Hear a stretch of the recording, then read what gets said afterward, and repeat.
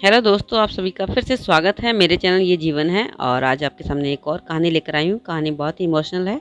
कहानी को पूरी सुनिएगा, बिल्कुल भी स्किप मत कीजिएगा। तो चलिए फिर जल्दी से कहानी को शुरू कर लेते हैं। मेरा नाम अनीता है। मेरा पूरा बचपन तरसते हुए गुजरा था। हर चीज़ को तरस तरस के देखा करती थी। अपनी माँ के मरने के बाद सौतेली माँ के ताने सुने और उसकी मार खाती रही। सोचा था कि बड़ी हो जाऊंगी तो शादी हो जाएगी और क्या पता अगले घर मुझे सुकून से सांस मिल जाएगी। मगर मेरा यह ख्याल गलत साबित हुआ। पापा, जो कि सौतेली माँ के पीछे लगे रहते थे, वह जो भी कहती बस वही बात पत्थर की लकीर बन जाया करती थी। वह मुझसे सारे घर के काम करवाती और बस 2 टाइम की रोटी मिल जाया करती थी।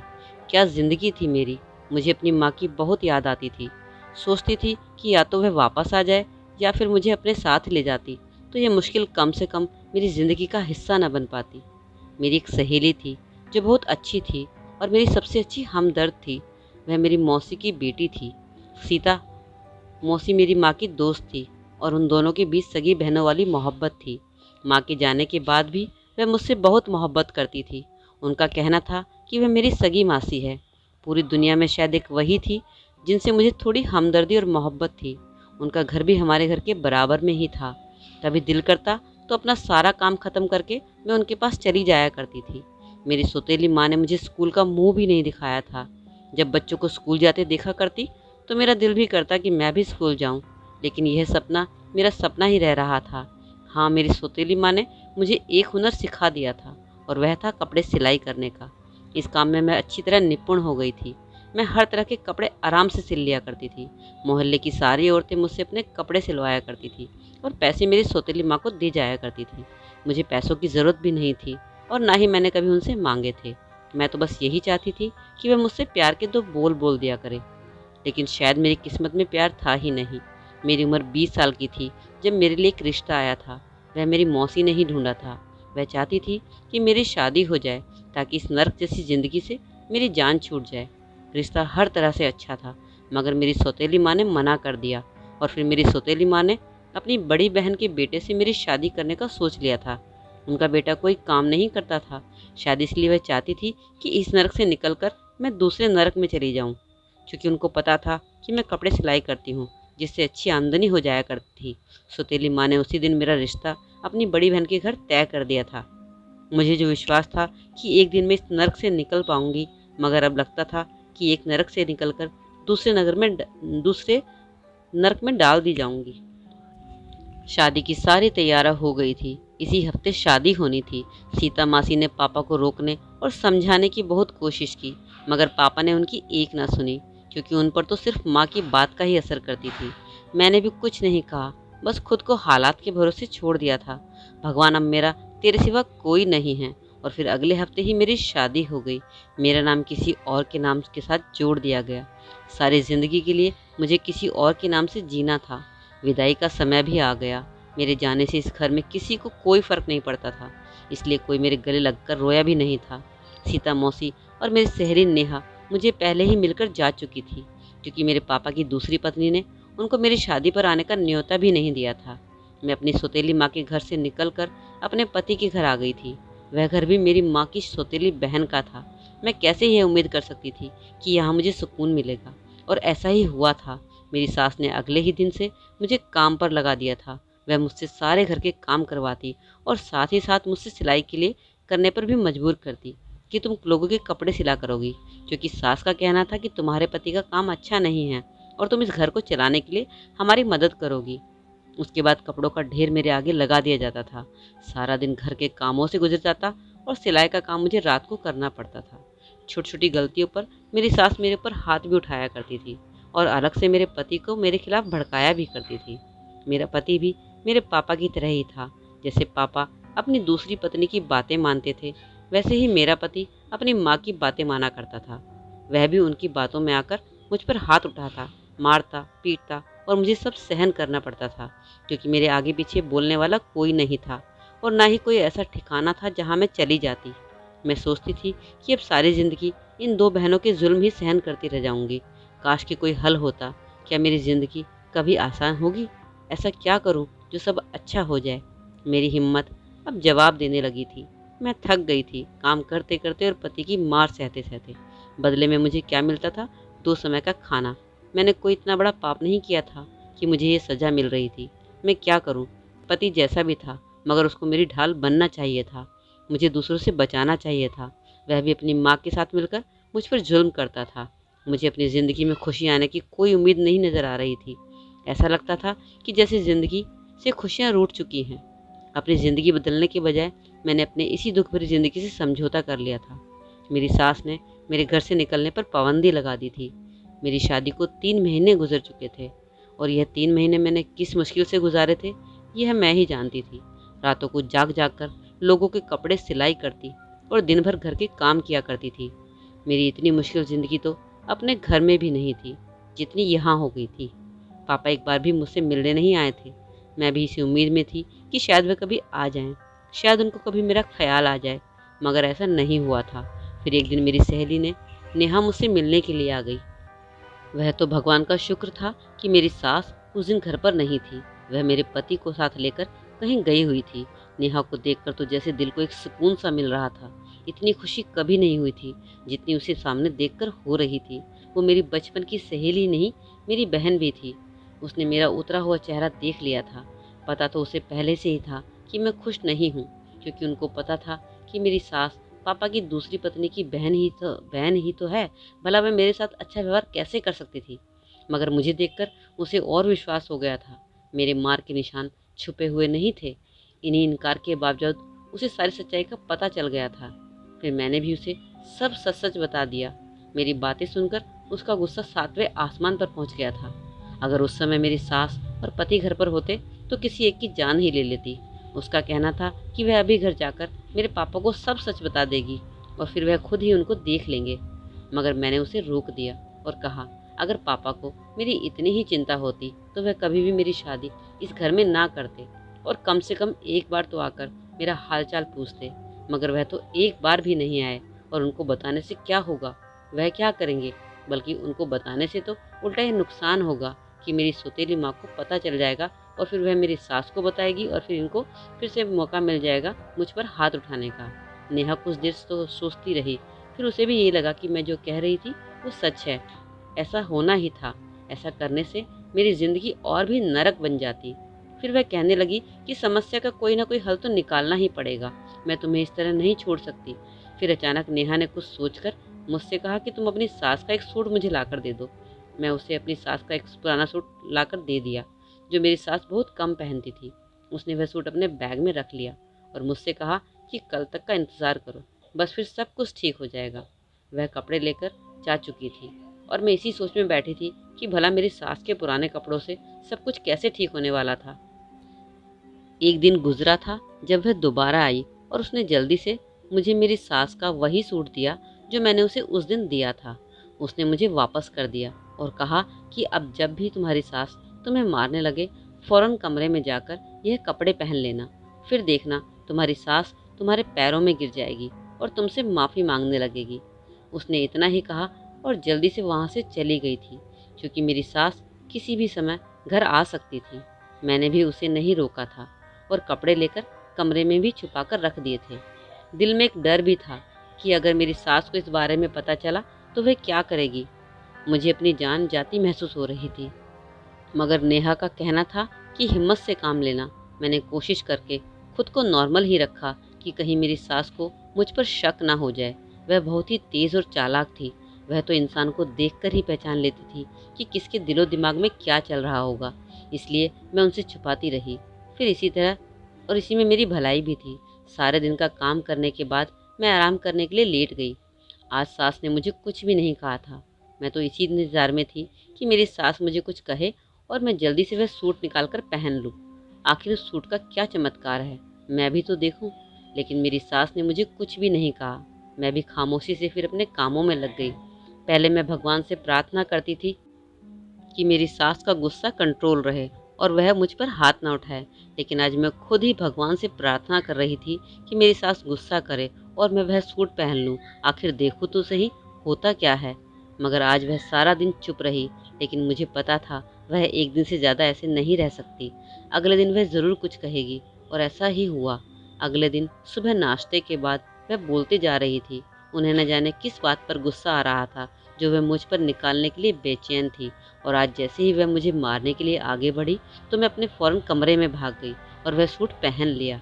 और फिर जैसे ही मैं कमरे से बाहर आई तो ये देखकर मैं हैरान रह गई, क्योंकि मैंने देखा कि मेरी सास नीचे ज़मीन पर बेहोश पड़ी थी। मैं हैरान सब कुछ देख रही थी। अभी थोड़ी देर पहले तक तो वह बिल्कुल ठीक थी, मुझे मारने वाली थी, और अब अचानक से उन्हें पता नहीं क्या हो गया था। मैंने अपने पति को बुलाया, फिर उन्हें होश में लाने की कोशिश की। होश में आने के बाद मेरी सास बिल्कुल ही बदल गई थी। वह तो पहले वाली मेरी सास ही नहीं रही थी। अब वह मेरा बहुत ख्याल रखने लगी थी, और अब तो उन्होंने मुझे लोगों के कपड़े भी सिलने से मना कर दिया था, और घर के कामों में भी वह मेरी मदद करती। मुझे हैरत होती थी कि आखिर ऐसा कैसे हो सकता है कि कोई अचानक इतना बदल जाए। सब कुछ मेरी समझ से बाहर था। मेरा पति भी अब मुझे कुछ नहीं कहता था। मेरी सास भी मेरे पति से मेरी बात मानने के लिए कहती थी। वह सूट का क्या राज था मुझे नहीं मालूम, मगर मेरी ज़िंदगी बदल गई थी। मैं बहुत ही आराम से रह रही थी, लेकिन मेरी सौतेली माँ से यह बात कब तक छुपी रह सकती थी। उसे तो विश्वास ही नहीं हो रहा था कि ऐसा भी हो सकता है। वह घर आई थी ताकि अपनी बहन को दोबारा से मेरे खिलाफ कर सके। सौतेली माँ ने शादी के समय ही कह दिया था कि वह मेरे साथ ज़रा सी भी नरमी ना रखे, जितना हो सके मेरे साथ बुरा सलूक करे, और मेरी सास ने ऐसा ही किया था। लेकिन जब मेरी सास का व्यवहार मेरे साथ अच्छा हो गया तो मेरी सौतेली माँ को यह हजम नहीं हो रहा था। वह मुझे सुकून से कैसे देख सकती थी, तो मेरी सास को दोबारा भड़काने के लिए चली आई थी। मगर मेरी सास खामोशी से सारी बातें सुनती रही। उन्होंने जवाब में कुछ नहीं कहा था। मेरी सौतेली माँ जब सब कह चुकी तो फिर उसने मेरे पति को मेरे खिलाफ करना शुरू कर दिया था। वह भी खामोशी से उनकी सारी बातें सुनता रहा, और फिर उसने कहा था कि वह पहले से ही मेरे साथ बहुत गलत कर चुके हैं और अब ज़्यादा नहीं करेंगे। और मेरी सौतेली माँ से कहा कि अब तुम हमारे घर से जा सकती हो। मेरी सौतेली माँ वहाँ से आग बबूला होकर निकल चुकी थी।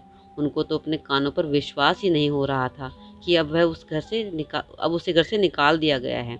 एक दिन मैंने नेहा को घर बुलाया और उससे पूछा कि उसने उन कपड़ों के साथ क्या किया था जिसकी वजह से मेरी सास मेरे पति का रवैया अच्छा हो गया है। मुझे कारण जानना था कि आखिर इन सब के पीछे क्या कारण था। नेहा का कहना था कि कारण जानकर तुम क्या करोगी, मगर मुझे इस बारे में सच्चाई जानना ज़रूरी था। मेरे मजबूर करने पर उसने मुझे बताया कि उसने मेरी सास के कपड़ों पर काला जादू करवाया था ताकि वे मेरे साथ अच्छा व्यवहार कर सके। उसने मुझे बताया कि वह ऐसे बाबा को जानती है जिससे यह काम करवाया जा सकता है, और तभी तुम्हारी सास का व्यवहार बदल गया था। मगर मुझे एक बात समझ नहीं आई थी कि जादू तो सिर्फ मेरी सास के कपड़ों पर हुआ था, मगर मेरा पति क्यों मेरी इतनी तरफदारी करने लगा था। और अब तो मेरा पति मेरा बहुत ही ध्यान रखने लगा था। ऐसा लगता था कि जैसे मैं उसके लिए बहुत ही कीमती चीज़ हूँ। जब मैंने यही बात नेहा से कही तो वो कहने लगी, हाँ बात तो तुम ठीक कह रही हो, जादू तो मैंने सिर्फ सास के कपड़ों पर ही करवाया था, तुम्हारे पति पर नहीं। फिर मेरी सहेली ने समझाया कि हो सकता है तुम्हारा पति तुम्हारी सास की बात मानता था। अगर तुम्हारी सास ही तुम्हारे पति को तुम्हारे खिलाफ नहीं करेगी तो जाहिर सी बात है वह अच्छा ही हो जाएगा। मुझे ये सब जानकर कोई खुशी नहीं हुई, बल्कि मेरी आंखों से आंसू भर आए थे। मैंने नेहा से कहा कि जादू करना कोई अच्छी बात नहीं है, और फिर जादू टोने में मैं विश्वास भी नहीं करती थी। और दूसरा यह है कि जादू के असर से हो वह अच्छे बने हुए थे, वरना उनको अपनी किसी गलती का कोई शर्मिंदगी नहीं थी। अगर ऐसा था तो मुझे ये झूठी और बनावटी हमदर्दी और मोहब्बत नहीं चाहिए थी। मैं हमेशा से सच्ची मोहब्बत की प्यासी थी, जो मुझे आज तक नहीं मिली थी। मुझे अपने पति की सच्ची मोहब्बत चाहिए थी, जादू के असर से की गई बनावटी मोहब्बत नहीं। इस बनावटी मोहब्बत से तो अच्छी मेरे पति की मार है और बुरा व्यवहार है। कम से कम वह सच्चा तो है। नेहा मुझे इसे समझाने लगी कि अगर जादू के असर से सही तुम्हारे ज़िंदगी में थोड़ा सुकून आया है तो उसमें गलत क्या किया है। मगर गलत तो गलत था। आखिर कब तक मैं जादू के असर से उनके जुल्म से बची रहती। मेरी ज़िंदगी तो हकीकत में उस समय बदलती जब वह लोग दिल से इस बात को मानते कि वह गलत हैं। मैं वह कपड़े सास के हवाला कर दूंगी। मैं चाहती थी कि वह हकीकत में बदले। अगर मेरी किस्मत में खुशी लिखी है तो ज़रूर मुझे मिलेगी, अगर नहीं लिखी तो फिर क्या गिला शिकवा, हम कर ही क्या सकते हैं। नेहा वापस चली गई। अब इस बात को 3 दिन गुजर गए थे। मैंने अपनी सास को कपड़े वापस लौटा दिए थे। तभी अचानक से मेरी सास पहले वाली झगड़ालू औरत बन गई थी। मुझे बातें सुनाती, मुझे ताने मारती। मौका मिलता तो मुझ पर हाथ भी उठाती, मगर मैं उनकी सारी बातें खामोशी से सह रही थी। कहीं न कहीं मुझे पता था कि मुझे सारी ज़िंदगी सहना ही था, तो मुझे इस सब की आदत डाल लेनी थी। मगर एक दिन, इससे पहले कि मेरी सास मुझे मारती, किसी ने उनका हाथ पकड़ लिया था। मैं आँखें बंद किए हुए खड़ी थी। मुझे थप्पड़ ना पड़ने पर हैरत हुई थी और आँखें खोलकर देखा तो मुझे विश्वास नहीं हुआ था। मेरी सास का हाथ रोकने वाला कोई और नहीं बल्कि मेरा पति था। मुझे हैरत हुई कि वह तो खुद अपनी माँ के साथ मिलकर पहले मुझ पर हाथ उठाया करता था, तो आज उसने अपनी माँ का हाथ क्यों रोक दिया? मेरे कानों को विश्वास नहीं हुआ जब उसने कहा कि आज के बाद वह अपनी माँ को कभी मुझ पर जुल्म नहीं करने देगा। वह बदल गया था। क्या यह सच था? मुझे विश्वास नहीं हो रहा था। मेरी सास ने उसे बहुत कहा कि सारी गलती तुम्हारी पत्नी की है, इसने आज घर का फर्श ठीक से नहीं धोया है। सास ने न जाने क्या कुछ मेरे बारे में कहा, मगर मेरे पति का कहना था कि अब मैं सब जानता हूँ। मेरी आंखों पर जो पट्टी बंधी थी अब वह उतर चुकी है, जिससे मुझे अब साफ साफ दिखाई दे रहा है। अब मैं अनीता के साथ कोई और जुल्म बर्दाश्त नहीं करूँगा और ना ही किसी को अनुमति दूंगा, चाहे वह अपनी मेरी माँ ही क्यों ना हो। और वह मेरा हाथ पकड़े मुझे कमरे में ले आया था। मैं तो अभी तक इस बात पर हैरान थी कि जो इंसान अपनी माँ के सामने मुझसे ठीक से बात भी नहीं करता था, अपनी माँ के कहने पर मुझे मारता था, आज उसने अपनी माँ का हाथ रोक रखा था। वह हाथ जो मुझ पर उठा था, वह जानता था कि उस समय मेरे दिमाग में क्या चल रहा था, यही कि उसने मेरे लिए ये सब बातें क्यों और किस लिए किया, जबकि वह तो अपनी माँ की ही हाँ में हाँ मिलाया करता था। यह सवाल जो मेरे दिमाग में थे, उसने खुद ही जवाब दे डाला और मुझे इस बात पर बड़ी हैरत हुई कि उसे ये सब कैसे पता चला। मैं यही सोच रही थी जब उसने मुझे बताया कि उस दिन मैंने तुम्हारी और तुम्हारी सहेली नेहा की बातें सुन ली थी। उस दिन मुझे तुम्हारी बातें सुनकर यह एहसास हुआ था कि मैं और मेरी माँ किस कदर गलत हैं। वह अचानक ही मेरे पास आकर मेरे पैरों में बैठ गया और हाथ जोड़कर मुझसे अपने गलत व्यवहार की माफ़ी मांगने लगा। मुझे समझ ही नहीं आ रहा था ये सब क्या हो रहा था। उसकी आंखों में आंसू थे। उसका कहना था कि आज तक वह एक ऐसी लड़की के साथ गलत करता आया था जो कि बहुत अच्छी लड़की थी। उसका दिल शीशे की तरह साफ था। मेरे पति ने मुझे बताया कि वह सिर्फ अपनी माँ की वजह से ही ऐसा नहीं करता था, बल्कि उसकी मौसी, जो कि मेरी सौतेली माँ थी, उन्होंने मेरे पति को बताया था कि मैं एक अच्छी लड़की नहीं हूँ और ना ही मेरी माँ अच्छी औरत है। फिर मेरे पति ने मुझे बताया कि तुम्हारी सौतेली माँ ने मुझे यह भी बताया था कि तुम्हारी माँ घर से भाग गई थी। मेरी मौसी ने मुझे यह भी बताया तुम अपनी माँ की तरह चरित्रहीन हो और तुम भी एक दिन ऐसा ही करोगी, मुझे छोड़कर एक दिन तुम भी भाग जाओगी। उस दिन तुम्हारी और तुम्हारी सहेली की बातें सुनकर मुझे एहसास हुआ था कि जिस इंसान की सोच इतनी अच्छी हो, जिसके ख्याल इतने पवित्र हों, वह कभी गलत हो ही नहीं सकता। मैंने अपने पति को बताया कि मेरी माँ घर से भागी नहीं थी, बल्कि उनके खिलाफ साजिश की गई थी। मेरी सौतेली माँ मेरे पापा से शादी करना चाहती थी, इसलिए उसने मेरी माँ पर झूठा इल्ज़ाम लगाया था, जिसका दुख मेरी माँ बर्दाश्त नहीं कर पाई और इस दुनिया से ही चली गई। उसके बाद उन्होंने मेरे पापा से शादी कर ली थी और सारी ज़िंदगी मेरी माँ को गलत बना के रखा था और मुझे भी उनके नाम के ताने देती रहती थी। वह मुझसे बहुत नफ़रत करती थी और मुझे सारी ज़िंदगी तकलीफ़ देने के लिए ही मेरी शादी उसने यहाँ करवाई थी। मेरी बात सुनकर मेरे पति ने दोबारा मुझसे माफ़ी मांगी। मेरा पति बदल चुका था। उस दिन के बाद से मेरा ख्याल रखने लगा था। उसे अपनी गलती का एहसास हो गया था और यह सब बातें मेरी सास को भी जब पता चली तो उन्होंने भी मुझसे माफ़ी मांगी थी। मेरी सौतेली माँ से उन्होंने मिलना भी बंद कर दिया था। उनका कहना था कि वह एक बेशर्म औरत है जिसने अपने फ़ायदे के लिए दूसरे की ज़िंदगी ख़राब की थी। यह कोई आम बात नहीं थी। उसने किसी पर किसी का झूठा इल्ज़ाम लगाया था।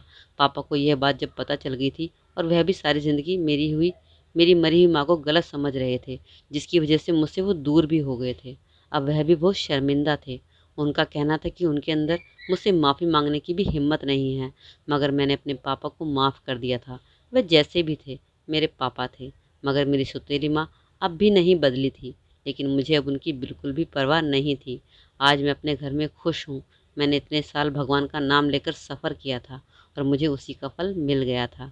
तो दोस्तों, आज की यह कहानी आपको कैसी लगी ज़रूर कमेंट सेक्शन में बताइएगा। अच्छी लगी है तो लाइक कर दीजिए। चैनल पर पहली बार आए हैं तो चैनल को सब्सक्राइब कर दीजिए।